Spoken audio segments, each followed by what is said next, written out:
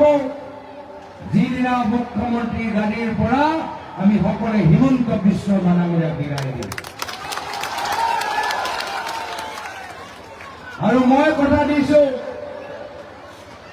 অসমৰ এচাম মানুহে ভাবে যে হিমন্ত বিশ্ব শৰ্মা ডাঙৰীয়া এগৰাকী শক্তিশালী নেতা, এগৰাকী শক্তিশালী ৰাজনীতিবিদ। এনেকুৱা একদম নহয়, মিছা কথা। তেখেত এজন ভয়াতুৰ ব্যক্তি, কোনো দলৰ প্ৰেচিডেণ্ট থাকিব নোৱাৰে। যেতিয়া বিপদত পৰে সেই দলৰ পৰা পলাই ফুৰে। আগতে আছিলে আছুত কৰা সময়ত বিপদত পৰিলে আহিলে কংগ্ৰেছ, কংগ্ৰেছৰ বিপদত পৰিলে গ'লে বিজেপি, আৰু যেতিয়া বিজেপি চৰকাৰ অসমৰ পৰা যাব, হিমন্ত বিশ্ব শৰ্মা ডাঙৰীয়া প্ৰথম ব্যক্তি হ'ব যিগৰাকী বিজেপি দলটো ত্যাগ কৰিব। আৰু তাৰ পিছত তেওঁ চেষ্টা কৰিব কংগ্ৰেছত আহিবলৈ। মই আপোনালোকক সুধিবলৈ বিচাৰো, যদি হিমন্ত বিশ্ব শৰ্মা ডাঙৰীয়া কংগ্ৰেছত আহিবলৈ বিচাৰে, আমাক ল'ব লাগে নে নালাগে? ল'ব লাগে নে নালাগে? ল'ব লাগে নে নালাগে? আজিয়ে মন্দিৰ সমষ্টি ৰাইজে নিৰ্ধাৰিত কৰিলে হিমন্ত বিশ্ব শৰ্মা ডাঙৰীয়া য'তে যাওক, কিন্তু কংগ্ৰেছ দলত তেওঁ আহিব নোৱাৰে। আৰু মই ভাবো বিৰোধী শিবিৰত এদিনো হিমন্ত বিশ্ব শৰ্মা ডাঙৰীয়া অসমৰ ভিতৰত থাকিব নোৱাৰিব। কেনেদৰে থাকিব? ইমান ভ্ৰষ্টাচাৰ কৰিছে, ইমান অন্যায় কৰিছে, ইমান অহংকাৰী ব্যৱহাৰ কৰিছে, কেনেদৰে অসমৰ ভিতৰত থাকিব? মই আপোনালোকক কথা দিছো, কংগ্ৰেছৰ নেতৃত্বৰ চৰকাৰ অহাৰ পিছত অসমৰ জনসাধাৰণে হিমন্ত বিশ্ব শৰ্মা ডাঙৰীয়াক খেলিব। হিমন্ত বিশ্ব শৰ্মা ডাঙৰীয়া যাব লাগিব ডুবাই বা ছিংগাপুৰলৈ। আৰু তাৰ পিছত কংগ্ৰেছৰ নেতৃত্বৰ চৰকাৰ অহাৰ পিছত আমি এনেকুৱা এটা কৰা আইন, এনেকুৱা এটা শক্তিশালী আইন আমি আনিম, যাৰ পিছত ভৱিষ্যত কোনো হিমন্ত বিশ্ব শৰ্মা ডাঙৰীয়া অসমৰ ভিতৰত ৰাজনীতি কৰিব নোৱাৰে। এনেকুৱা এটা কৰা আইন আমি আনিম, এনেকুৱা এটা আইন আনিম কি যদি কোনোবাই হিমন্ত বিশ্ব শৰ্মা ডাঙৰীয়াৰ দৰে সাম্প্ৰদায়িক কথা কয়, এটা বিশেষ ধৰ্মৰ বিৰুদ্ধে কথা কয়, সেয়া হিন্দু ধৰ্মই হওক, ইছলাম ধৰ্মই হওক, খ্ৰীষ্টান ধৰ্মই হওক, জৈন ধৰ্মই হওক, বৌদ্ধ ধৰ্মই হওক, শিখ ধৰ্মই হওক, যদি কোনোবাই সাম্প্ৰদায়িক কথা আৰু যিকোনো এটা বিশেষ ধৰ্মৰ বিৰুদ্ধে কথা কয়, কংগ্ৰেছৰ আইনৰ অন্তৰ্গত তেখেতক 5 বছৰৰ কাৰণে আমি জেললৈ পঠাম। বাৰম্বাৰ সাম্প্ৰদায়িক ৰাজনীতি, নিজৰ বিফলতা লুকাবলৈ, নিজৰ ভ্ৰষ্টাচাৰ লুকাবলৈ আজি তেওঁলোকে বৰপেটা মেডিকেল কলেজৰ পৰা ভাৰতৰ ৰাষ্ট্ৰপতি ফখৰুদ্দিন আলী আহমেদ সাহেবৰ নাম আঁতৰাই দিলে। কংগ্ৰেছৰ চৰকাৰ অহাৰ পিছত ৰাষ্ট্ৰপতি স্বৰ্গীয় ফখৰুদ্দিন আলী আহমেদ সাহেবৰ নাম আকৌ আমি বৰপেটা কলেজত আকৌ আমি যোগ কৰিম। তেওঁ কয়, হিমন্ত বিশ্ব শৰ্মা ডাঙৰীয়া কয় যে অসম শংকৰ আজানৰ অসম নহয়। আমি তেওঁক দেখাই দিম এই অসম শংকৰ আজানৰ অসম আছিল, আছে আৰু সদায় থাকিব।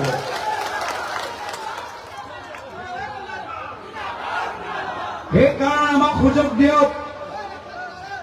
মই জানো বহুতে ত্যাগ কৰিলে, মই জানো বহুতে বলিদান স্বীকাৰ কৰিলে, মই জানো বহুতৰ ব্যক্তিগত ক্ষোভ আছে, কিন্তু এতিয়া আমি নিজৰ ব্যক্তিগত আশা আকাংক্ষা, এই আধৰুৱা সপোন অলপ সময় আমি আঁতৰত ৰাখি অসমৰ বৃহত্তৰ স্বাৰ্থত হাতৰ চিনৰ সৈনিক হিচাপে কোনো ব্যক্তি কেন্দ্ৰিক ৰাজনীতি নকৰি কংগ্ৰেছৰ হাতৰ চিনৰ সৈনিক হিচাপে অহা 9 তাৰিখত আমি আব্দুল খালিক ডাঙৰীয়া কংগ্ৰেছৰ মনোনয়নৰ প্ৰাৰ্থী কংগ্ৰেছক জিকাব লাগিব।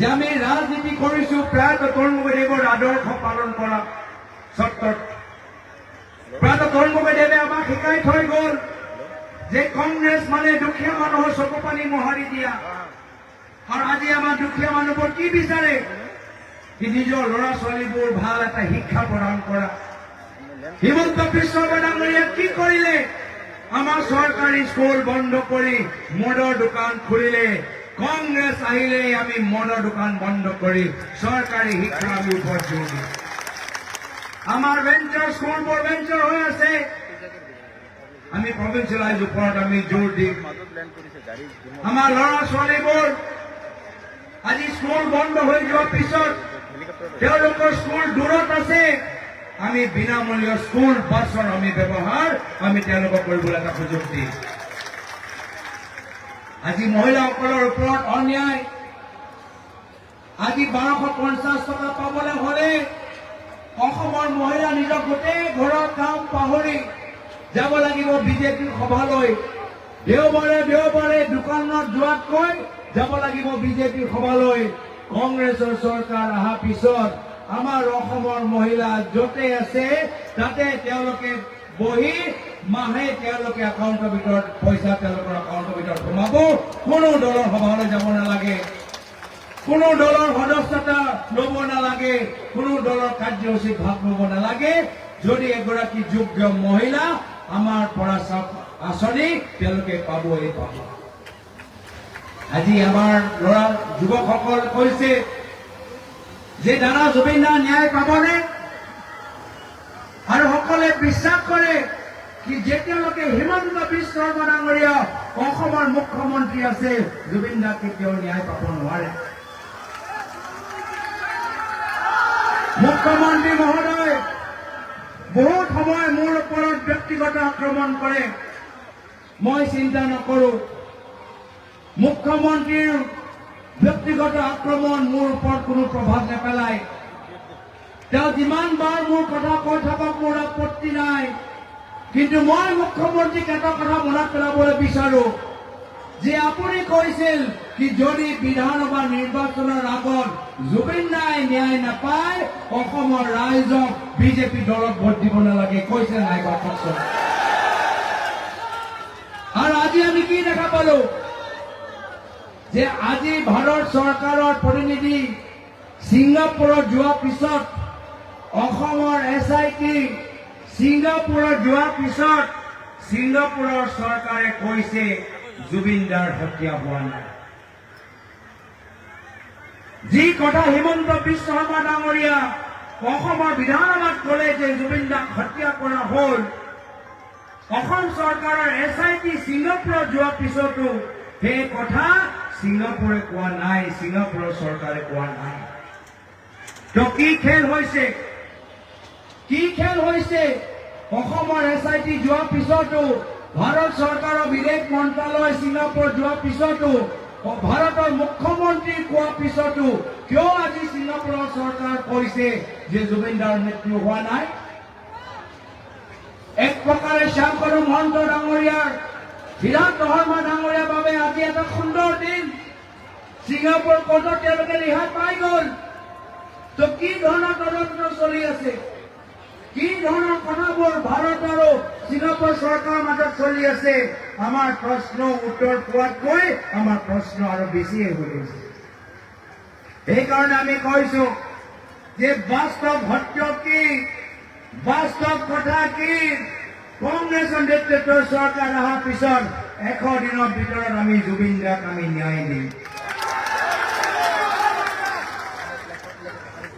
আজি মই যদি মোৰ মন কৰে আপোনালোকৰ মাজত বহুত দীঘলীয়া কথা ক'বলৈ মই ক্ষোভিত যে মই বেছি দীঘলীয়া ক'ব নোৱাৰো মোক আৰু এখন সভালৈ যাবলগীয়া আছে কিন্তু মই মাত্ৰ আপোনালোকক ক'বলৈ বিচাৰো কি মই বিভিন্ন সময়ত মন্দিৰলৈ আহিছো পঞ্চায়ত সময়তো মই ইয়াত আহিছো যোৱা বিধানসভা নিৰ্বাচন সময়তো মই আহিছো মোৰ কথা স্পষ্ট মই কংগ্ৰেছৰ প্ৰতিনিধি কংগ্ৰেছৰ নেতৃত্বই যি নিৰ্দেশ দিয়ে মই অনুশাসন পালন কৰি মই সদায় কংগ্ৰেছক মই শক্তিশালী কৰিম সেইকাৰণে মই সকলোকে আহ্বান জনাইছো যে বহু দিনৰ পৰা প্ৰাত তৰুণ গগৈদেৱৰ চৰকাৰৰ দিনৰ পৰা আব্দুল খালিক ডাঙৰীয়া অসমৰ ৰাজনীতিৰ আৰু কংগ্ৰেছ দলৰ আজি তেখেতৰ যথেষ্ট অৰিহণা আছে।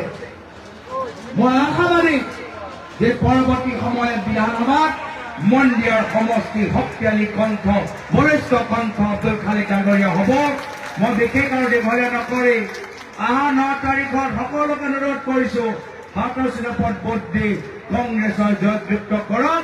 হিমন্ত বিশ্ব শৰ্মা ডাঙৰীয়াক বিদায় দিয়ক আৰু অসমৰ ভিতৰত এখন নতুন বৰষুণ জন্ম দিয়ক। এইখিনিয়ে কথা কৈ নিজৰ চমু ৰেখাত সামৰিছোঁ। ধন্যবাদ। জয় হিন্দ, জয় আইঅসম।